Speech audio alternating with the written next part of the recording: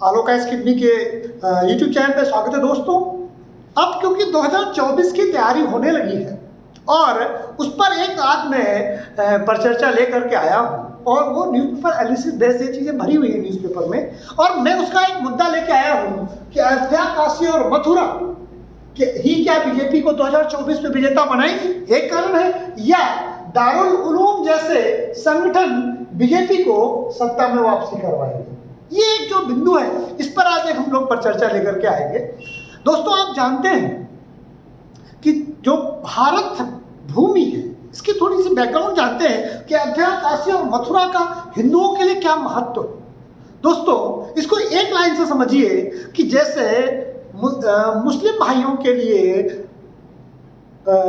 मक्का और मदीना महत्वपूर्ण रखता है। दुनिया का कोई भी मुसलमान, मैं सऊदी अरब के मुसलमान की बात नहीं कर रहा, विश्व का कोई भी मुसलमान मक्का और मदीना के लिए जो श्रद्धा रखता है उससे ज्यादा श्रद्धा हमारे लिए अयोध्या, काशी और मथुरा हमारे लिए श्रद्धा का बिंदु है। तो क्या आप मक्का में, मदीना में मंदिर की उम्मीद कर सकते हैं कि मक्का की मस्जिद के बगल में मंदिर बना हो और वहां भगवान राम की या भगवान शिव की आराधना चल रही हो? जो सेक्युलरिज्म पंथ निरपेक्षता तो ये होनी चाहिए ना, फिर विश्व में सब धर्मों की चीजें एक साथ बने, नहीं संभव है ना। भारत में ही संभव हुआ, क्यों? क्योंकि जो मक्का और मदीना में आस्था रखते थे वो आक्रमणकारी, वो मुस्लिम, वो धर्म को मानने वाले मुगल, तुर्क भारत पर हमला करते हैं। क्यों? क्योंकि जो लोग इस्लाम धर्म को मानने वाले थे, अफगान में रहने वाले थे, ईरान में रहने वाले थे, वो सारे के सारे लोग गरीब थे, पैसा नहीं था, और यूं कहें कि एक तरह से जनजातीय जीवन जी रहे थे। उनकी सर्वाइवल के लिए दिक्कत थी। उनके जस्ट बगल में, रेगिस्तान के बगल में एक लहलहाता भारत था। हाँ, भारतीय सामाजिक व्यवस्था में कुछ कमियां आई थी और उसी समय वो भारतीय सामाजिक व्यवस्था की कमियों का लाभ उठा करके भारत पर हमला बोलते हैं और हम उनको नहीं हरा पाते हैं। ये हमारी सबसे बड़ी गलती थी, मुझे इसे स्वीकार करना होगा। कल हमारे एक मुस्लिम में डिबेट में कर रहे थे कि भारत में इतने जाति व्यवस्था की टूट गई, क्यों मुगलों को नहीं हरा पाए? बात तो सही है, लेकिन क्या एक युद्ध में हार जाने मात्र से कई हजार साल की पीढ़ियां उसका दंड झेलें? वो इतिहास के घटनाक्रम थी। कई बार हम युद्ध जीते हैं, हमारी गलती ये थे कि हम युद्ध जीतते थे तो उन राज्यों को छोड़ देते थे। क्या हम अफगानिस्तान को मिला नहीं सकते थे? क्या अकबर के समय तक अफगानिस्तान भारत का प्रांत नहीं था? क्या मौर्य के समय तक हमारी सीमाएं वहां नहीं थी? क्या इंडस वैली में हम वहां तक नहीं थे? हम थे, बट हमने उस तरह से मुगलों की तरह का बर्बर कार्य नहीं किया, तुर्कों की तरह हमने बर्बरता नहीं दिखाई।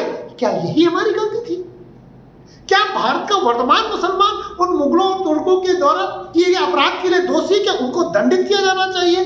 कैसे दंडित किया जाना चाहिए भाई? जो घटना घट गई वो गई। हम तो मुस्लिम भाइयों से सिर्फ ये उम्मीद करते हैं कि काशी, अयोध्या और मथुरा को सम्मान करें, वो उस गलती को माने। तो क्या औरंगजेब ने, बाबर ने हमारे मर्म स्थल पर अयोध्या, काशी और मथुरा पर हमला किया था? मुस्लिम भाई कोई सऊदी अरब से चट्टू में बैठ के थोड़ी ना आए थे। ईरान और अफगानिस्तान से कितने आए? 2% से ज्यादा मुसलमान नहीं है भारत में। ऐसे 98% मुसलमान के पुरखे अयोध्या, काशी और मथुरा में आस्था रखते थे। हिंदू धर्म का मर्म है अयोध्या, काशी और मथुरा, न केवल भारत में रहने वाला हिंदू, अब मैं कहूंगा संपूर्ण विश्व में रहने वाले हिंदू के लिए अयोध्या, काशी और मथुरा उसके हृदय पे।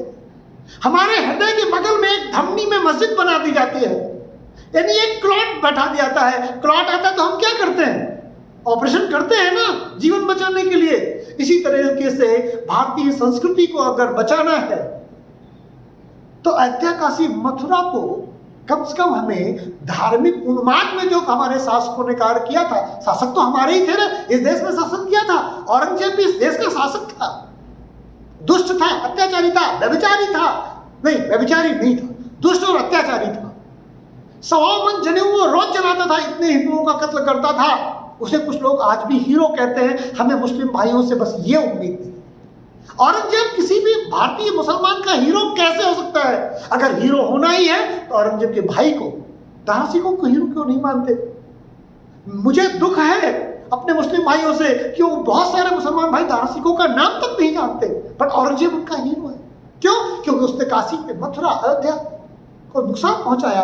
काशी पर, मथुरा पर का नुकसान पहुंचाने वाला औरंगजेब है, अयोध्या पर नुकसान पहुंचाने वाला बाबर है, हमारे धर्म पर हमला करने वाला बाबर है। तो बाबर से किसी मेरे मुस्लिम भाई का क्या लेना देना?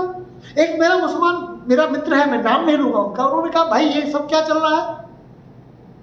आप चाइना में जो हमारा कला स्पॉन्सर उसको क्यों नहीं ले लेते भाई? मैं उनके लिए क्या कहूं? भगवान शिव की कोई बाउंड्री नहीं होती। तिब्बत हमारे जवाहरलाल नेहरू जी ने जबरदस्ती उनको सौंप दिया था। तिब्बत में भगवान शिव रहते थे। पूरे विश्व के नेता तो कहीं भी रह सकते हैं, तो हम चाइना से लड़ने तो नहीं जाएंगे ना। तिब्बत दे दिया जवाहरलाल नेहरू ने। तो ऐसे भी तर्क आते हैं या ऐसे भी कुतर्क आते हैं काशी, मथुरा, अयोध्या को लेकर मेरे पास। मैंने इस बात को इसीलिए कोट किया है, और मैं हमेशा कहता हूं, मैं वीडियो में कह रहा हूं कि इस्लाम धर्म और हिंदू धर्म में मेरा कोई भी व्यक्ति जो मुझे इस्लाम धर्म में हरा दे, ये बता दे कि इस्लाम धर्म हिंदू धर्म से अच्छा, मैं तुरंत मुसलमान हो जाऊं विद परिवार। लेकिन शर्त यही है कि अगर वो मुझे नहीं हरा पाया, ये सिद्ध नहीं कर पाया कि इस्लाम धर्म हिंदू धर्म से अच्छा है, तो उसे फिर हिंदू धर्म, सनातन धर्म को स्वीकार करना होगा। मैं अपने वीडियो में कह रहा हूं, इस्लाम धर्म अच्छा है, इसमें कोई बुराई नहीं है, लेकिन वो हिंदू धर्म से अच्छा है जो सनातन है, जिसमें हजारों लाखों लोगों का चिंतन है। जो भी एक ईश्वरवादी धर्म है, इस्लाम धर्म है, ईसाई धर्म है, जो भी धर्म है, वो हजारों लोगों के चिंतन से बेहतर कैसे हो सकता है? एक व्यक्ति का चिंतन नहीं हो सकता है। ये मेरा अपना मानना है, हो सकता है गलत हो, लेकिन मेरा अपना मानना है विश्व में हिंदू धर्म एकमात्र ऐसा धर्म है जो एक व्यक्ति का नहीं है। ये हमारे हजारों सालों की तपस्या और चिंतन का परिणाम है। इस धर्म के आगे कोई धर्म टिक नहीं सकता। इसीलिए षड्यंत्र करके भारतीय संविधान में भी स्वतंत्रता के बाद 1000 साल की गुलामी के बाद जब हम देश स्वतंत्र हुए तो एक इस्लामिक राष्ट्र बन गया पाकिस्तान, फिर बांग्लादेश बन गया, फिर भी हिंदुओं को दबाने के लिए संविधान में हिंदुओं को कम अधिकार मिले माइनॉरिटीज से। फंडामेंटल राइट में भी आर्टिकल नंबर 20 एंड 30 हिंदुओं से को नहीं, मुसलमानों को, माइनॉरिटीज को विशेषाधिकार प्रदान करता है, स्पेशली मुस्लिम्स को। तो संविधान में भी मुसलमान भाइयों को हमसे ज्यादा अधिकार प्रदान किए गए, जबकि वो एक अपना स्वतंत्र देश ले चुके थे। एक दारुल मुस्लिम के नेता है, मैं उनका नाम भूल गया, आजकल वो बहुत चर्चा में है, जो उन्होंने कहा था कि जिन लोगों को भारत में इस्लाम धर्म से दिक्कत नहीं समझ में आता वो भारत छोड़ के चले जाए। तुमने बीजेपी को दे दिया मुद्दा, और तुम ये सिद्ध करते घूमो कि ये बयान सही है। मतलब आप 1947 में धर्म के आधार पर एक देश ले लेते हो, पाकिस्तान है, फिर उस 2022 में जो हिंदुओं को बचा हिंदुस्तान है, उसमें कहते हैं कि वो जिसको मुसलमान धर्म, इस्लाम धर्म समझ ना आता हो वो देश छोड़ के चला जाए। कहां जाएगा हिंदू?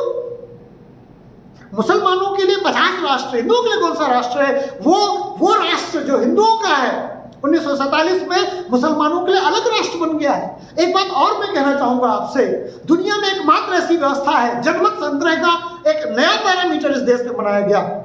जनमत संग्रह का नियम होता है कि अगर किसी पॉपुलेशन ने किसी बात को लेकर, मैंने भारत पाकिस्तान बनेगा, इसका जनमत संग्रह हुआ, और हुआ कहां? जहां मुस्लिम मेजोरिटी थी, पूरे भारत में जनमत संग्रह होना चाहिए था। जन्म संग्रह हुआ कहां? जहां मुस्लिम बहुमत में थे, वहां पूछा गया कि आप भारत में रहना चाहते हैं पाकिस्तान में? पूरे देश से पूछा जाता कि पाकिस्तान बनेगा या नहीं बनेगा? नहीं पूछा गया। जहां मुस्लिम बहुमत में थे वहां पूछा गया पाकिस्तान बने या न बने। 100% पॉपुलेशन में 90% पॉपुलेशन मुस्लिम, उसने कहा कि पाकिस्तान बने, यानी 90% लोग पाकिस्तान के सहमत में थे मुसलमान। लेकिन ये एकमात्र ऐसा देश है जहां 90% लोग जिस बात को कह रहे हैं उसमें 100% लोगों ने उस बात को नहीं माना। ये 10% इंडिया में रहेगा। जबकि नियम क्या है? अगर कोई जनमत संग्रह होता है तो 50% से ज्यादा 51% लोग भी अगर कोई बात मानते हैं तो 100% लोगों को उसकी बात माननी पड़ती है। यानी देश के 90% मुसलमानों जब पाकिस्तान मांगा था तो देश के 100% हमारे मुस्लिम भाइयों को पाकिस्तान के उस निर्णय को मानना उनकी बाध्यता थी। उन्हें पाकिस्तान जाना ही था। इस देश के हिंदुओं ने उन्हें यहां रहने दिया, वो बाई चॉइस यहां नहीं थे। ये वसुधैव कुटुंबकम की हिंदुओं की कॉन्सेप्ट है। दुनिया में एकमात्र ऐसा जन्म संग्रह है जहां 90% लोगों ने जिस बात को कहा उसे 100% लोगों को मानना था, लेकिन नहीं माना। क्यों? जनमत संग्रह का नियम यह है कि किसी बात को लेकर अगर वहां की जनसंख्या का 50% से ज्यादा लोग उस बात को कहते हैं तो पूरे 100% को मानना।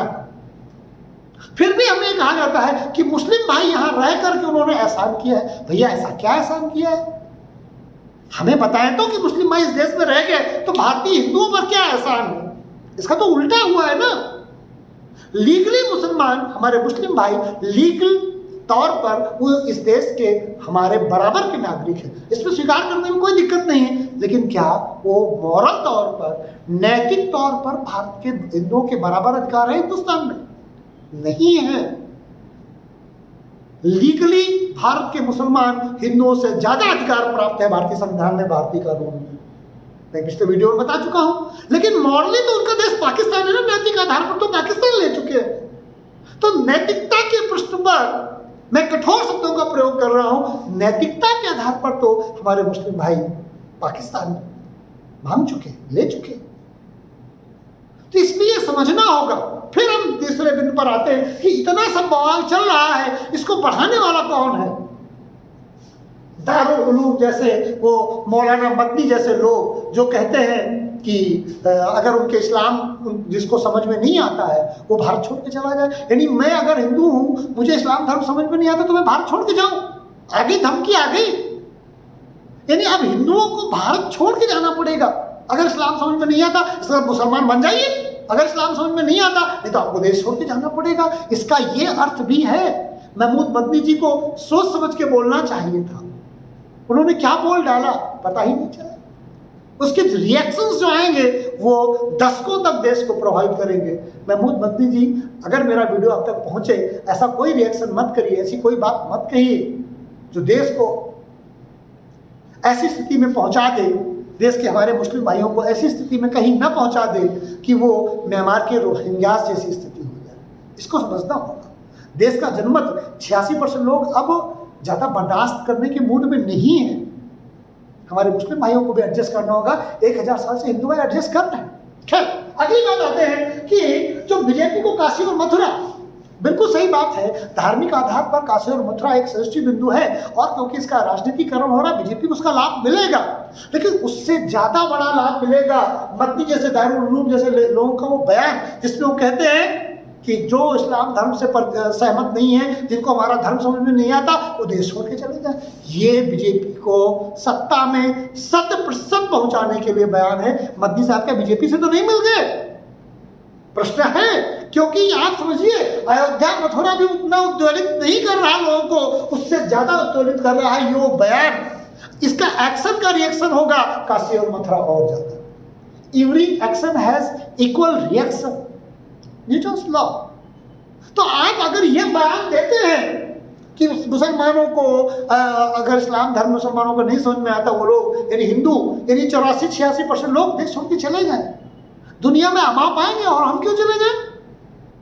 जाना है तो मुस्लिम भाई जाएंगे। पाकिस्तान 1947 में ले चुके थे, वो बाई चॉइस इंडिया में नहीं है, हमने रहने दिया, हिंदुओं ने, यहाँ की सरकार ने रहने दिया, इसलिए है।